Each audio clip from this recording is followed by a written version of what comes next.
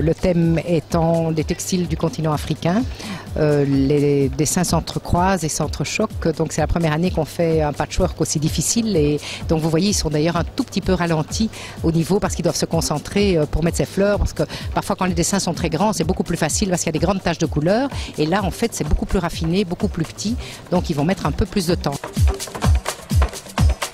Ils ont les dessins, ils ont des numéros, ils ont un chef d'équipe, ils ont chaque fois un chef d'équipe et ils ont un morceau de tapis à faire. Et ils ont chaque fois quelqu'un qui surveille derrière eux pour voir s'ils ne se trompent pas, parce qu'on peut se tromper très facilement. Et ils partent d'un point et ils reviennent jusqu'au bout. Vous voyez, et à 7 heures, ils reviennent jusqu'ici et ils montent au balcon voir leur œuvre.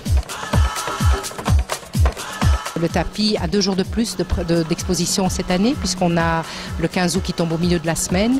Et dans ce thème, on pouvait rajouter du sable, des écorces et des matières naturelles. Cette année, il y a 650 000 fleurs et c'est un peu lourd à organiser, mais on a un petit scoop, c'est qu'à partir de l'année prochaine, les années impaires, on décore avec les floraleries gantoises l'hôtel de ville de Bruxelles.